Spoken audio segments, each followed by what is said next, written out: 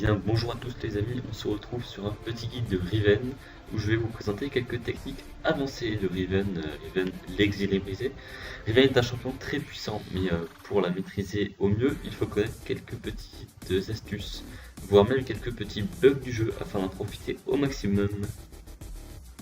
On commence tout de suite avec le premier sort de Riven qui s'appelle Elle brisée, et en fait c'est une série de coups que va lancer Riven en se projetant en avant. Donc le premier coup va infliger des dégâts devant elle sur les courtes distances, le deuxième exactement pareil, et le troisième va la projeter en avant et elle va envoyer en l'air tous les adversaires qui sont dans la zone où elle atterrit.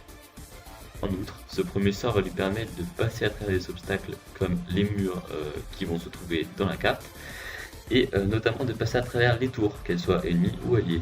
Ceci est très utile car cela lui permet de raccourcir la distance entre elle et son objectif.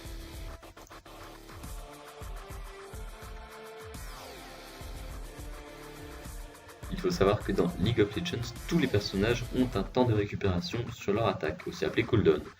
En fait, ce qui va se passer avec Riven, vu qu'elle a une épée dans la main droite, elle va frapper, puis armer son bras, frapper, puis armer son bras, etc.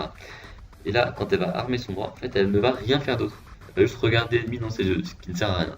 Afin d'éviter de perdre ce temps, ce qu'on va faire avec Riven, c'est qu'on va espacer les auto-attaques par une activation du premier. La touche par défaut pour l'attaque de base étant Q, on va faire Q, A, Q, A, Q, et encore.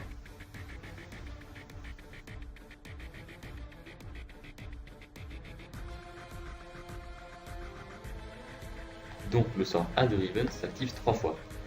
Entre ces 3 activations, vous avez un délai maximum de 4 secondes.